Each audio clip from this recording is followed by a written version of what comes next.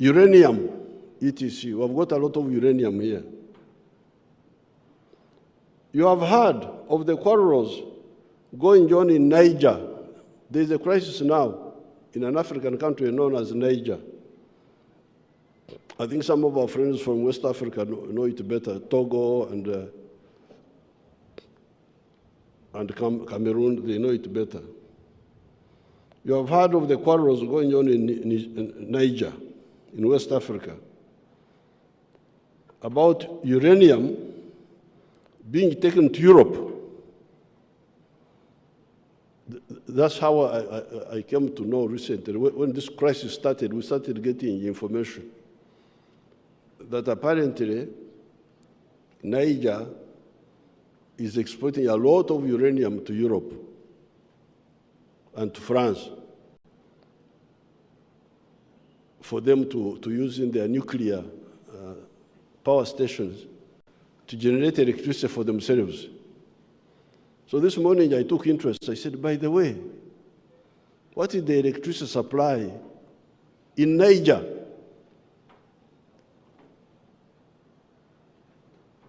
Before you sell uranium to the other person, how about you? What's happening to you? Now I found, I was told, there is a measurement they call kilowatt hour per capita. Kilowatt hour per capita. Apparently, the kilowatt hour per capita of electricity in Niger is 51. 51. Every person in Niger is using 51 kilowatt hour per capita. The GDP of Niger is US $613. Now, here in Uganda, our kilowatt hour per capita was very low, was like this some years ago, was as low as this one of Niger. But now it's about 300, still very low, but that's where it is. Then how about the United States? What is the kilowatt hour per capita of the United States? 12,000.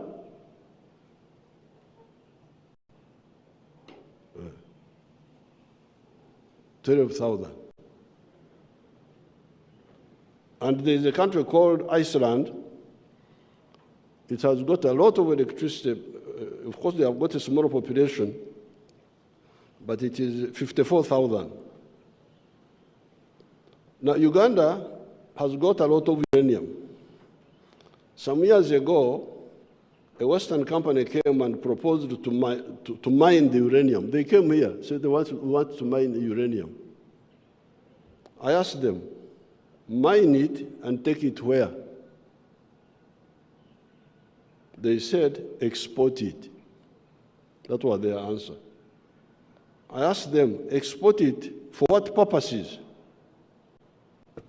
They told me, for the purposes of generating nuclear energy, for electricity, and other uses such as medicine, vector control, etc. I then asked them, have you heard a rumor that there are some human beings here in Uganda who need electricity, who need nuclear medicine, and who need vector control services? I asked them, you want to take the uranium, but have you heard a rumor that there are some human beings here?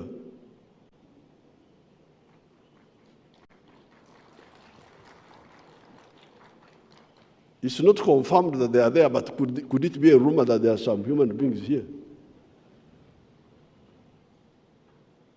Why don't you propose to build that capacity here for the benefit of these human beings who live in Uganda? And maybe we can put aside some quantity of uranium for supporting the economies of our friends in the West. After that, after you have addressed my issue, I can also share with you so that you also go and solve yours. But to tell me that you solve my problems and forget yours, I cannot accept that.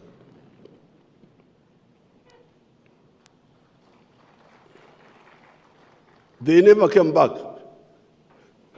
They never came back. So guys, a united Africa is an undisputed Africa. Welcome to the channel, WSXM. So anyway, here Museveni is saying he took the time out of to give this to tell the people what's going on in Niger and explain to them why the French and the Americans are so interested in Niger. As they said, the only reason is for the uranium, because Niger export the most uranium to Europe, especially to France specifically, because they basically run the entire French nuclear program. And so anyway, so what Museveni is saying, they don't care about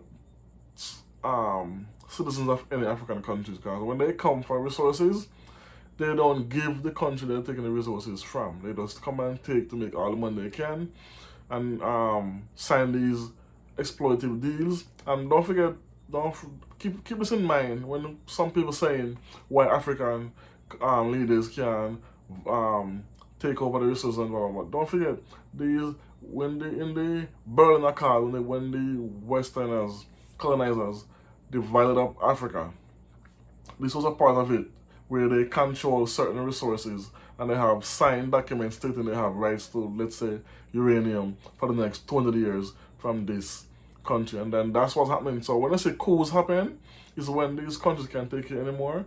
And once a coup happens, it voids all signed documents that these colonizers have stating that they own the ownership of the mines, of these resources, as they are the only purpose of it.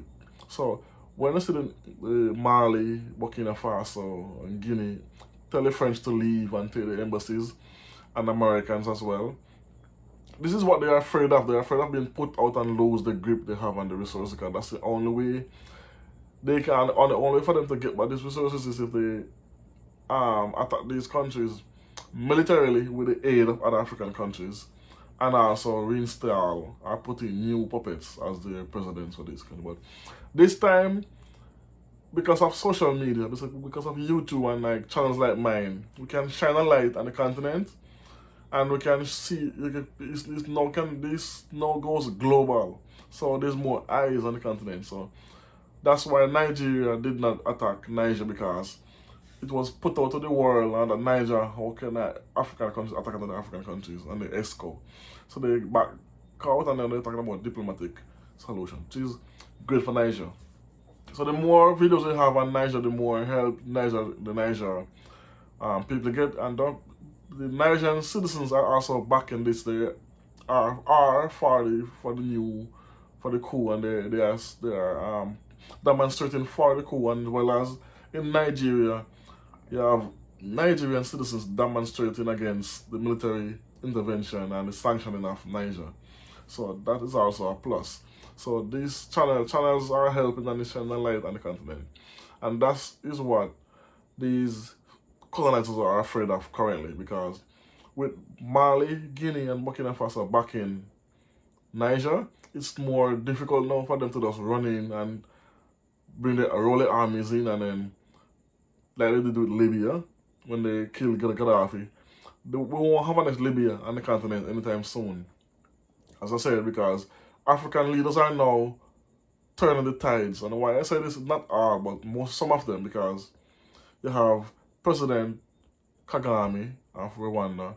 They don't like him because of what he's doing. So they always try to point fingers on certain leaders as dictators and human rights violators like Museveni, President Ruto of Kenya.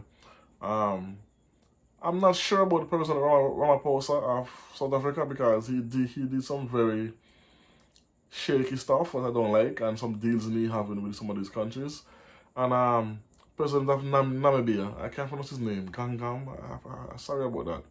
And Algeria, and Ghana, not so much, because again, he's not 100%, he's still working with the Americans. So I'm not so 100% sure about the Ghana President Nana Akufo. And So and so forth and so on. Notice who they are calling dictators is presidents who stand fast, they can push around. So shout out to Museveni for this again, and I'm happy Niger is getting assistance from Africans and the backing from African countries.